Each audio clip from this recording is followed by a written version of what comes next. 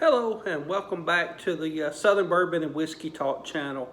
This is Chris. It's been a few weeks since I've recorded. I know in the last video I had mentioned, that I was going to kind of scale it back and everything and what have you. And I'm kind of the same opinion. And, past few weeks I've quite enjoyed my time, with my job, my family, and not so much just totally thinking nonstop about what I'm going to record on the channel. Like I said, it's a big investment of time and everything, and just disappointing not getting the reward with the subscribers, the viewership, and what have you. And again, it's not my ego at all. It's just disappointment, and obviously there's something with my content or my presentation that's just not going over with viewers. But enough of that. Hey, it's good to be back recording a video. And what I'm going to do today is review, I've started a kind of a March Madness bracket and everything, and I call it Mash Madness, kind of a spinoff on the March Madness. So Mash Madness, kind of doing it and everything. So I want to talk about that, the results, and what have you. So, but before we get started, again, all the viewers, subscribers out there, I much appreciate your support and everything. So if you're a returning viewer and you've subscribed, hey, I really appreciate you and everything. So spread the word to your friends, because my mission is not to have some fancy channel and everything, but rather to share information and everything, and just enjoy the community and everything. So spread the word. I appreciate it. If you're new out here and this is your first time, I appreciate you checking me out and what have you. So if you could consider subscribing if you like my information and like the video and what have you. So but with that, let me get into my my Mash Madness bracket and everything, kind of explain it and everything. So I've gotten through the first round of it. I started off with 16 bourbons or whiskeys, so it's definitely a scaled down version, and I've kind of done this. I've spread it out over almost 2 weeks and everything. And I just seeded these kind of randomly. It wasn't too much thought into it or method. Like 16 was the worst, one's the best. I will say, my one seed, which I'll talk about in a minute, was the winner of my Bourbon Whiskey of the Year last year. So I did kind of go with that. I kind of used some of that in my preferences, but not too much and everything. So like I said, 16 bourbons, whiskeys in here, paired up in a traditional March Madness college basketball format and everything, and I'll be ready to move on to the second round or my Elite Eight coming up next week and get into that. All right, so let's talk about it. So, and I've got my laptop up over here, so I'm going through it. So the first one, no surprise, the number one seed, the Midwinter's Night Dram Act 10 Scene 2, the 2022 release from last year, went up against the 16 seed, the Sazerac Rye. And let me say this, my kind of thought process and what I decided to put into this bracket was bottles that I had open. I mean, I've got more than 16 bottles open, but so that was my justification, is to go with bottles that I had open. So again, Midwinter's Night Dram Act 10, the 2022 release against Sazerac. And the winner, no surprise, is the Midwinter's Night Dram. It stood out like a sore thumb, you know, and it wasn't probably too fair thinking about it to the Sazerac. You know, I mixed these up and had them randomed and everything, blinded, but the color on the glass of the Midwinter's Night stood out. But honestly, in a taste comparison, it just won out and everything. So, you know, it had the flavors and the nosing that I remembered. So, again, Sazerac's a very good rye product that I enjoy, but it just couldn't hold up to the Midwinter's Night Dram. Okay. So then next is the Baker's 7, which was an 8 seed, going up against the 9 seed, the Joseph A. Magnus Triple Cask Finish. So this is not that cigar blend a lot of people talk about. This is the regular Joseph A. Magnus Triple Cask Finish, an 8-9 seed. So, and honestly, it wasn't too much of a fair match, to be honest with you, when I got into the tasting and everything. And, you know, I do know, and I've said it before, the Joseph Magnus Triple Cask, it's good. I paid $99 for it, but not sure that I would buy it again. So it's one of those, it's solid, but it's not $99 solid. So the Baker's 7 just stood out head and shoulders and moves on. And when we get to the second round next week, it's going to go up against the Midwinter's Night Dram. And those are definitely two different flavor profiles, so that'll be interesting in how that works out. It's just going to boil down to what I'm in the mood for that day, you know. So, all right, so next is the 5 seed. Well, let me skip down to the 2 seed. So the 2 seed is the Peerless Double Oak, and it finished second last year in my 2022 Whiskeys Bourbons of the Year. And it went up against the 15 seed, the Evan Williams Bottle and Bond. You know, I love the Evan Williams Bottle and Bond for $17. You can't beat it. It's a very flexible bourbon to sip on, a mixer, whatever you want to do with it, $17. But Peerless Double Oak, solid product, absolutely solid. And it won out and everything. You know, the only thing about the Peerless Double Oak, and it gave me some thought, was it can be a little dry on the palate and everything. It's almost like sometimes it's a little over oaked, maybe over barreled, but it just stood out and everything and was the winner there. So, all right. So the 2 seed moved on. So far the 1 seed and the 2 seed moved on, along with the 8 seeds. So the favorites have moved on so far. All right, so the next round was the 7-10 matchup. So the 7 seed was the Chattanooga Malted Rye, which I've enjoyed it, and I really like it and everything. And it's up against Penelope Barrel Strength. And this was the first upset that we have. The 10 seed, the Penelope Barrel Strength, has won, and it won out. And it was just a product that I was in the mood for at that moment. And it was close, because I do like the Chattanooga Malted Rye. But the Penelope Barrel Strength just stood out to me at that time as something I enjoyed a little more. So it's going to move on to the second round, and we're going to have a matchup of Penelope Barrel Strength against Peerless Double Oak and everything. So it should be interesting. 2 different products. Just depends on what I'm in the mood for at the time. All right, so moving up. So the 3 seed, 4 Roses Single Barrel, and it goes up against the 14 seed, Old Forester 100. Which is that these are both 2 classic bourbon products and everything. 4 Roses Single Barrel, I love it. It's a solid product, and let me say, this is the 100 proof 4 Roses Single Barrel, not the barrel proof.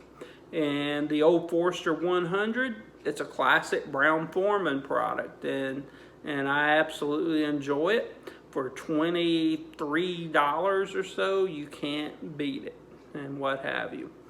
So here was the second upset. The Old Forester 100 knocked out the 3 seed, the Four Roses single barrel. You know, the Four Roses just did not hit my palate when I tested it at the time. I mean, you know, on the nose, I definitely got the floral characteristics on it. Got a little of the sweetness. I got some of the pepper. But on the palate, it just didn't carry through, which is where it's important. And that Old Forester 100, it was just quintessential Old Forester and everything. And it moves on. Okay, so the 14 seed, the upset here, moved on.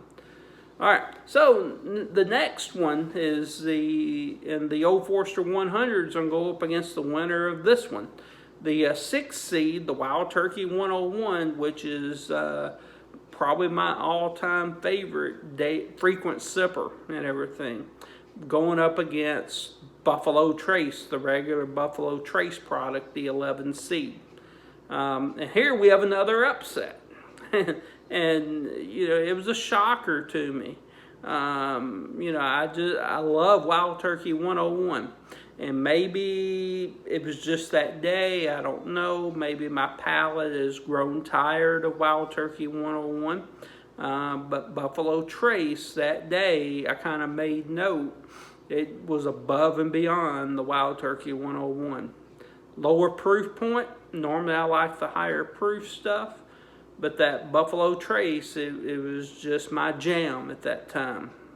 So Buffalo Trace moves on. So we're going to have an 11 seed against a 14 seed in the next round. Should be interesting. Buffalo Trace against Old Forester 100. Okay? Now, then next, let's go to the 413. So the 4 seed, Makers 101. Again, another one of my frequent sippers that I really enjoy, Makers 101, up against the 13 seed, Rittenhouse Rye. And again, Rittenhouse Rye is a versatile rye whiskey. It's good to mix with, makes a fantastic old-fashioned. And it's a good sipper too, very good. And for the price point, it's a Heaven Hill product. Comes in about $26. It's solid. Okay? Makers 101, you know, a wheated bourbon or a wheated whiskey, just delicious and everything. So the winner was Makers 101, and this was really no surprise because I do really like Makers 101, and it just stood out. It was kind of close, but you know, I finally settled in on Makers 101. Okay? So, it will go up against the winner of the 5-12 matchup. So, the 5 was the Jack Daniel's Triple Mash. And if I remember correctly, the Jack Daniel's Triple Mash was in my top 5 last year for Whiskey's Bourbon of the Year. And it went up against the 12 seed, the Weller Special Reserve. And the Weller Special Reserve, as y'all know, this is a product that a lot of people want. You know, I live in Ohio, and admittedly, we do see it more often than a lot of people. And we're seeing it fairly often now, actually. So I don't know what's going on. Buffalo Trace products are being seen here in Ohio, especially Weller Special Reserve and Weller Antique 107. And I'm seeing it a lot more on the drop days here in Ohio, what have you. So, but Jack Daniel's Triple Mash stood out, head and shoulders, and it was the winner.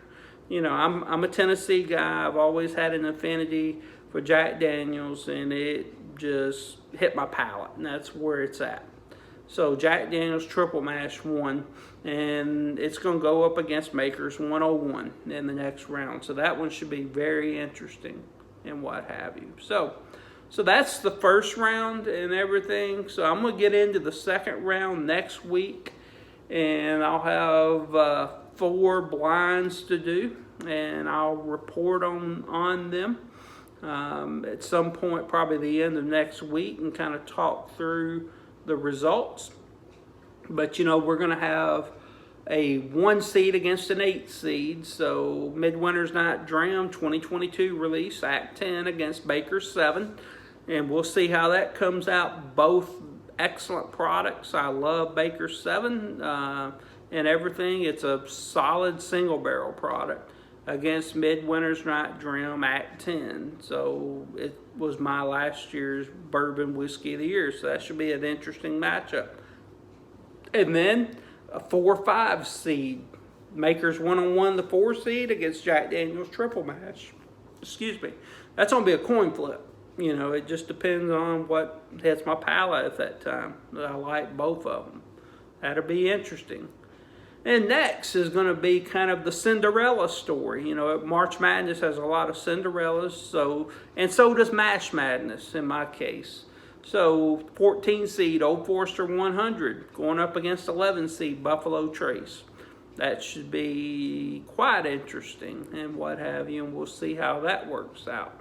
So that basically means a Cinderella is gonna move on into the Final Four. So kind of cool. And then the last matchup's going to be Penelope Barrel Strength, the 10 seed. Kind of a mild upset, going up against the number 2 seed, Peerless Double Oak. That'll be a tough one for Penelope Barrel Strength. That's a solid product. It's a 4-grain. It's very floral to me, going up against Peerless Double Oak, and that one stands out as well. So it'll just be a matter of what's my jam at that time. So, and that's what a lot of blinds are sometimes. Okay? I'll leave you with this. This has been a long video, but it's been a while since I've done one.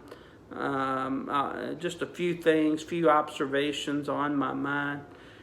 Blinding is where it's at. If you want to know where your palate is and kind of what you prefer sometime, and you have the opportunity, you're sitting at a bar or a whiskey bar, what have you, get 2 similar whiskeys, bourbons, put them side by side, blind them, and see what comes out. Or if you're at a friend's house, see what comes out. And it can even change from time to time and even day to day. It just depends. And in my bracket was an excellent example. 4 Roses Small Batch and Old Forester 100. And again, I love that 4 Roses single barrel, but Old Forester 100 was my jam. And then another great example was Wild Turkey against Buffalo Trace. I love Wild Turkey 101. Buffalo Trace was kind of where the palate was. So blinding is very important and everything. So don't be afraid to do that. Don't question it either, and overthink it.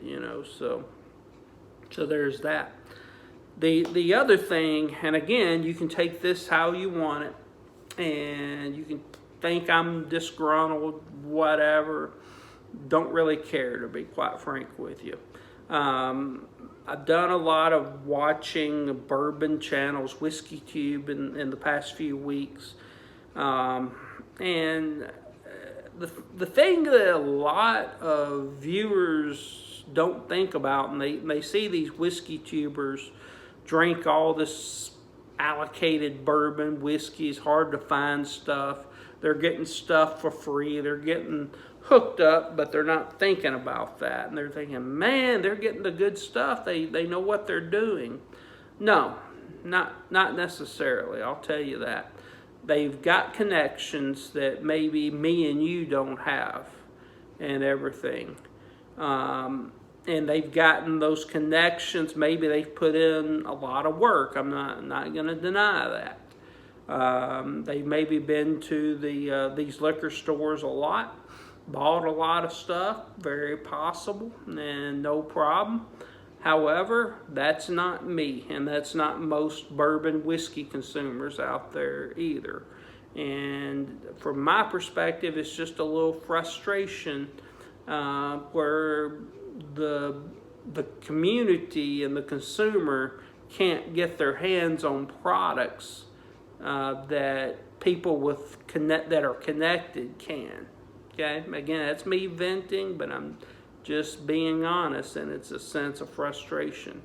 And having a popular YouTube channel helps. I mean, there's YouTube, Whiskey Tube folks out there, and again, I'm not going to cut into names that have, 10,000, 20,000, 100,000 subscribers. They're popular, and they get a lot of people sending them stuff. They want advertising. They get advertising. They get these distilleries get some free advertising time by sending them free bottles. So don't let that fool you. And again, I'm not saying they don't have great content. They do, but don't be disillusioned with what they're putting out there. Okay. So that's just me. I'm not trying to be bitter, but it's frustrating to sit back and see. And I see through the reality of what goes on a lot of time.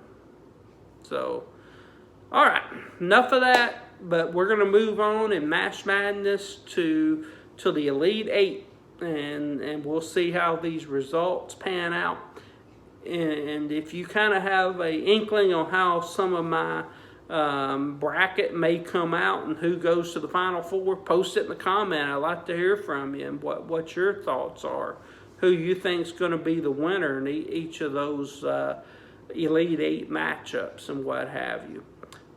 If you have suggestions on content that I can do, I'd love to hear from you. Again, I'm scaling back on the channel and how much postings I actually do. So I'd like to hear what you actually want and everything, because I know maybe the content that I put out there is not what the viewer wants. So there's some reason that people are attracted to these other channels. So I'd like to hear from you. All right, with that, my friends, thank you very much. I appreciate you. Like the video, comment, and subscribe if you're new or you have not subscribed yet. All right, thank you for your time, and we'll move on to the Mash Madness Elite Eight. Cheers.